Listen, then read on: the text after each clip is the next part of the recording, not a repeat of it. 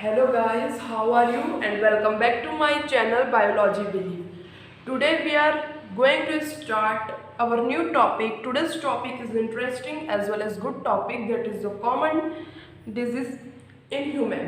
ठीक है, तो इसमें तो मैं आप लोगों को थ्योरी भी समझाऊंगी कि क्या दिया है, एज वेल एज मैं आप लोगों को बताऊंगी कि आप लोग एनसीईआरटी के बगल में आप लोग कैसे पॉइंट आउट करके लिख सकते हो ताकि आप देखो तो वो याद हो जाए। जैसे कि मैंने भी यहाँ पर पूरा लिखा हुआ है, ऑलरेडी आप लोगों को दिख रहा होगा। ठीक है, तो जब मैं बताऊंगी तो ये समझ में आ जाएगा कि ये क्या है। ठीक है, और जो नोट्स है वो अपने हिसाब से बनाओ। ठीक है, ये मैं लिखी हूँ ऐसा नहीं, जो आपको पॉइंट अच्छा लग रहा है वो पॉइंट आप यहाँ लिखो, जो आपको याद ना हो। ठीक है, देखते साथ ही याद हो जाए, ट्रिक के साथ पढ़ा करो। ठीक है, ऑलराइट। सो अब एनसीईआरटी के साथ ही पढ़ेंगे क्योंकि ये जो है ज़्यादा तो समझने से ज़्यादा इसमें एनसीईआरटी ज़्यादा इंपॉर्टेंट है। एक एक पॉइंट इंपॉर्टेंट इस चैप्टर के एनसीईआरटी से। जैसे कि हम लोग ह्यूमन फिजियोलॉजी में पढ़ रहे थे 11th में, उसमें तो मैंने सारा डायग्राम के साथ किए थे। ऑलरेडी जो अटेंड करके आए हुए लेक्चर उनको पता होगा कि वो उसमें अच्छे से with the help of diagram, flow chart सारे कंप्लीट हो चुके हैं। इवन अगर आप लोगों ने अभी तक नहीं देखा होगा तो जाके आप वो लेक्चर देख सकते हो। I already completed up to the locomotion movement from the human physiology. Only 2 chapters are left. ठीक है, so let's start. Common disease in human. अब एक डिजीज कैसे ह्यूमन में हो सकता है, क्या क्या उसमें सिम्टम्स हो सकते हैं, क्या कारण है। ठीक है, ये सब आज हम लोग देखेंगे। तो देखो, a wide range of organisms belonging to the bacteria, viruses, fungi, protozoa, helminthes could cause the disease in man. Such a disease causing organism called pathogens. देखो, हमारे सराउंडिंग में कितने पैथोजेंस प्रेजेंट है जो हमारे में डिजीज प्रोड्यूस कर सकता है। चाहे वो बैक्टीरिया हो सकता है, वायरसेस में तो आजकल कॉमन ही हो गया है, that is your corona virus. ठीक है, फंजाई, प्रोटोजोआ, हेलिमिंथेस, ये सारे पैथोजेंस हैं जो कैसे भी करके हमारे बॉडी में एंटर कर लेता है और वो होस्ट के रूप में हमारे बॉडी में रहता है और डिजीज प्रोड्यूस करता है। Most parasite therefore pathogens at their cause the harm to host and living on them, already बता चुकी। The pathogens can enter our body by various means, multiply, interfere with normal vital activities resulting in a morphological and functional damage. अब वो pathogens है वो हमारे body में कैसे भी करके एंटर कर लेता है, चाहे वो हमारे एक्टिविटी से, मल्टीप्लाई से, मॉर्फो, और वो क्या करता है मॉर्फोलॉजिकल और फंक्शनल दोनों में हमारे बॉडी को वो डैमेज कर देता है। Pathogens have adapt to life within the environment of host. Pathogens have adapt life within the environment of host. For example, pathogens can enter the gut must know where, surviving the stomach at low pH and resting the various digestive enzyme. ठीक है, अब जब जो भी pathogens है वो हमारे गट, stomach के गट में जाएगा तो जितने भी डाइजेस्टिव एंजाइम है उसको वो रहेगा और उसको खराब कर देगा। ठीक है, a few representative membrane with the different pathogenic are discussed along with the disease caused by them. अब इसके बाद हम लोग देखेंगे कि कैसे डिजीज प्रोड्यूस होता है हमारे बॉडी में, कौन से बैक्टीरिया से, कौन से वायरस से। और यहाँ पर से जो क्वेश्चंस आते हैं ना वो इसी से ही आते हैं कि कौन सा पर्टिकुलर, जैसे कि टाइफॉइड दे दिया तो वो किससे होता है, सैल्मोनेला टाइफी से। सिम्टम्स क्या है, क्या टेस्ट हो सकता है, सारा इसमें देखेंगे। ठीक है, तो जैसे देखो टाइफाइड, सैल्मोनेला टाइफी इंपॉर्टेंट है, याद रखो। सारे makeup bacteria virus you have to know in your tips. ठीक है, is the pathogenic bacteria which typhoid, इसको याद करने का तरीका। अब देखो टाइफाइड लिखा है, सैल्मोनेला टाइफी हो गया, fever in human beings. These pathogens generally enter the small intestine through the food and water contaminated with them and migrate to the other organs through blood. अब देखो ये क्या होता है, जो ये पैथोजेंस है वो हमारे स्मॉल इंटेस्टाइन में, जो सैल्मोनेला टाइफी बैक्टीरिया है वो स्मॉल इंटेस्टाइन में एंटर करता है। किससे, through the food and water contaminated से।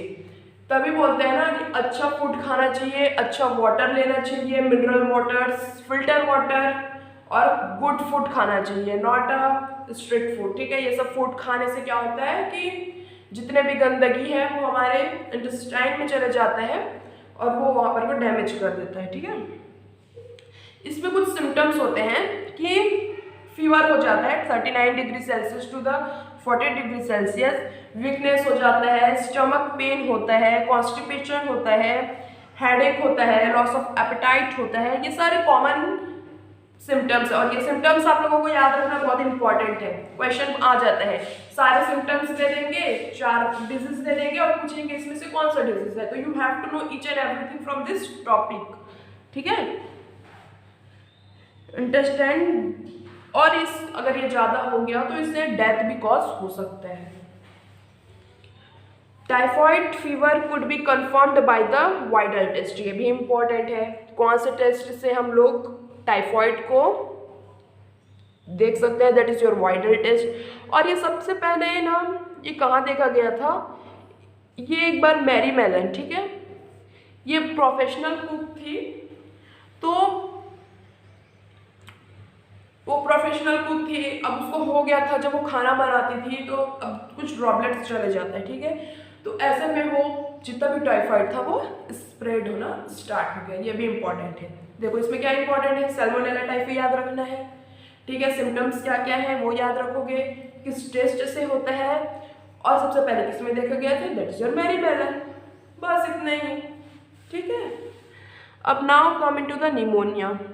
अब निमोनिया बैक्टीरिया से होता है ना, don't confuse with the common cold and pneumonia. ठीक है, मैं जनरली देखी हूँ कि कुछ स्टूडेंट्स होते हैं वो थोड़ा कंफ्यूज हो जाते हैं, क्योंकि कॉमन कोल्ड में भी वही सर्दी होता है और इसमें भी सर्दी होता है, बट नहीं, ऐसा कुछ नहीं है, दोनों में बहुत डिफरेंस है कॉमन कोल्ड और निमोनिया में। ठीक है,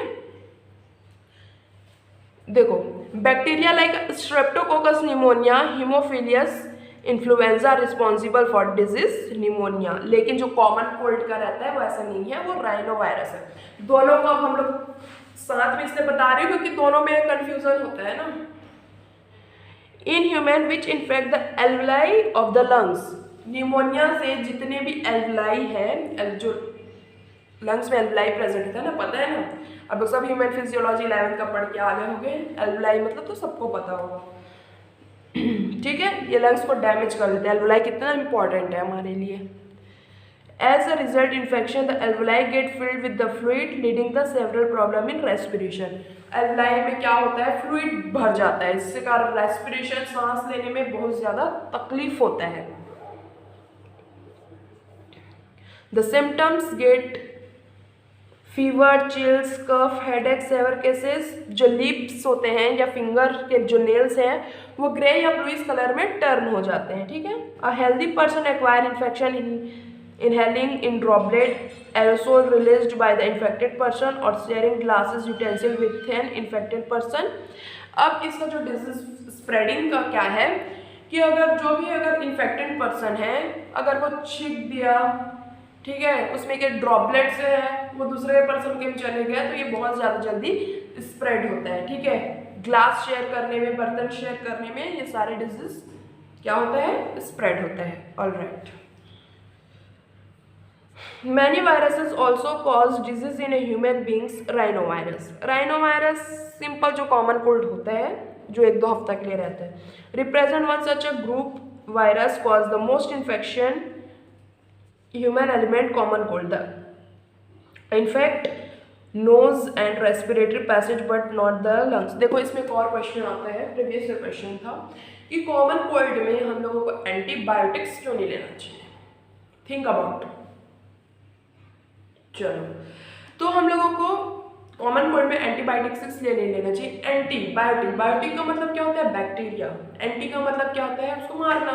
लेकिन यहाँ का एंटीबायोटिक्स का कोई काम ही नहीं ना, वायरस होता है, वायरस बैक्टीरिया का जो एंटीबायोटिक्स है वो वायरस को नहीं मार सकता, इसलिए there is no need of to taking antibiotics in the common cold. ठीक है, the infect nose respiratory passage are not lungs, इसमें लंग्स में कोई इन्फेक्शन नहीं होता है, बस नोज में होता है बस। The common cold characterized by the nasal congestion, discharge, sore throat, hoarseness, cough, headache, throatness, and which usually last for the 3 से 7 दिन तक बस ये रहता है. Droplet resulting from cough is sneezing infected, either inhaled directly to transmitted through the contaminated object, pens, books, cup, drawback, computer, keyboard, cause the infection healthy person. अब इसमें क्या बोला गया है कि ये सेम सिम्टम्स है. अगर कोई भी पेशेंट है जो कॉमन कोल्ड का है, वो अगर छींकेगा, दूसरे का पेन यूज़ करेगा, तो ये सब वायरस थोड़ा थोड़ा चीज़ में फैल जाता है. यू नो वायरस कैसे फैलते हैं, और आजकल तो कोविड आ गया है, वो तो और फिर पूछो ना कैसे फैलते हैं, सब जानते हो. इसलिए बोलते हैं प्लीज गाइस प्रिकॉशंस लो, ठीक है. Mask you have to wear, 1 meter distance you have to do. आप ये जानते हैं कि कौन कितना इन्फेक्टेड पर्सन किससे किससे कांटेक्ट में है. So guys please do that at your home. Wash your hand each and every time whenever you eating your foods. So guys, now keep study, be happy, and thanks for watching.